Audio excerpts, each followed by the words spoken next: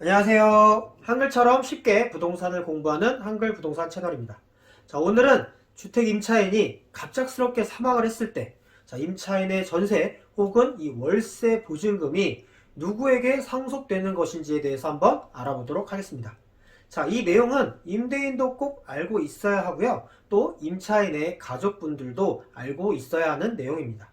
임대인 입장에서는 갑자기 이렇게 임차인이 사망을 하게 되면 이 보증금을 누구에게 반환해 주는 것이 맞는지 적법한지 정확히 알고 있어야 당사자에게 적법한 보증금 반환 절차를 거쳐서 반환을 하고 다시 재임대를 빠르게 진행할 수가 있겠죠.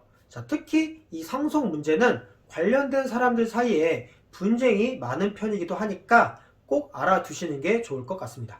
주택 임차권의 승계는 법정 상속권자가 있는 경우, 법정 상속권자가 없는 경우 각각 그 결과가 달라집니다. 그리고 임차권 승계에는 사실혼 관계에 있는 자에 관한 내용도 함께 고려를 해서 판단해야 합니다. 이 부분 매우 중요한 내용입니다. 우선 주택임대차보호법 제9조 주택임차권의 승계에 관한 조항을 보시면 그 내용이 자세히 나와 있습니다. 1항을 보시면 임차인이 상속인 없이 사망한 경우에는 그 주택에서 가정 공동 생활을 하던 사실상의 혼인관계에 있는 자가 임차인의 권리와 의무를 승계한다 라고 나와 있어요. 법정 상속인이 없는 상태에서 임차인이 사망하게 되면 함께 그 집에서 생활하던 사실혼 관계인 동거인이 임차권을 승계받는다는 거예요. 보증금에 관한 권리도 승계받으면서 동시에 임차인의 의무도 함께 승계받게 되는 거죠. 2항을 보시면 임차인이 사망한 때에 사망 당시 상속인이 그 주택에서 가정공동생활을 하고 있지 아니한 경우에는 그 주택에서 가정공동생활을 하던 사실상의 혼인관계에 있는 자와 2촌 이내의 친족이 공동으로 임차인의 권리와 의무를 승계한다 라고 나와 있어요. 이 경우는 법정 상속권자가 있는 경우죠. 그런데 그 법정 상속인이 임차인 사망 당시에 그 주택에서 함께 살고 있지 않고 따로 살고 있었을 경우를 말하는 거예요. 쉽게 말하면 자식이 있으나 그 자식과는 따로 살고 있었던 경우죠. 이 경우에는 사실혼 관계의 동거인과 2촌 이내의 법정 상속인이 공동으로 임차권을 승계받는다는 내용입니다. 그런데 같은 상황에서 법정 상속인이 예를 들면 자식이 임차인과 함께 살고 있고 또 그 사실혼 관계의 동거인도 다 같이 한 집에 살고 있었다면 임차권 승계의 결과는 완전히 달라집니다. 이때는 법정 상속권자가 단독으로 임차권을 승계받게 됩니다. 왜냐하면 이 경우는 주택임대차보호법상 명문화된 규정이 없기 때문에 민법 규정에 따르게 되는 거예요. 그래서 이 경우에는 사실혼 관계의 동거인은 보증금에 대해서는 승계를 받을 수 없게 되는 거죠. 그런데 좀 이상한 생각이 들죠.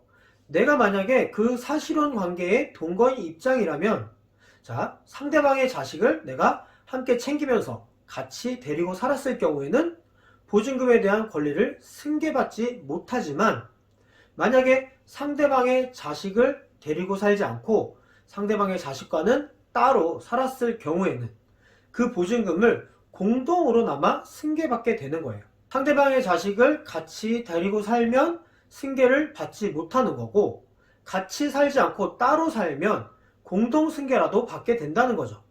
참 우리나라에 아직 고쳐야 될 법들이 많다는 생각이 들어요. 다시 본론으로 넘어가서 임차권을 승계하게 되면 임대차 관계에서 생긴 채권, 채무는 동일성을 유지한 채 임차인의 권리, 의무를 승계하는 자에게 귀속되게 됩니다.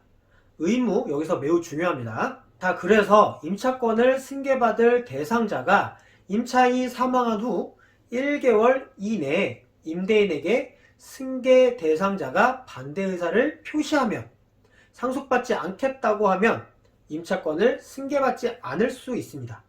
임차권이 월세 계약일 경우 또는 관련된 채무가 많을 경우에는 승계받지 않는 것이 더 유리할 수도 있겠죠. 여기서 중요한 점 한 가지. 자, 승계하지 않겠다는 반대 의사를 할 수 있는 기간이 사망을 내가 안 때로부터 1개월 이내가 아닙니다.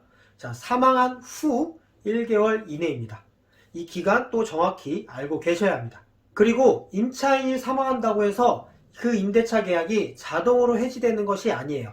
그리고 임차권 승계를 포기하면 임차인으로서의 의무는 없어지기는 하겠지만, 자, 이때는 임차 보증금 반환받을 권리도 함께 사라지게 되는 거예요.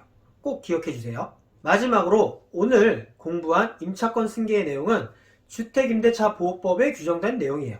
따라서 전세권 등기와 상가임대차 계약은 오늘 공부한 내용에 해당되지 않고 민법의 상속 규정에 따르게 된다는 점 꼭 함께 기억해 두셔야 합니다.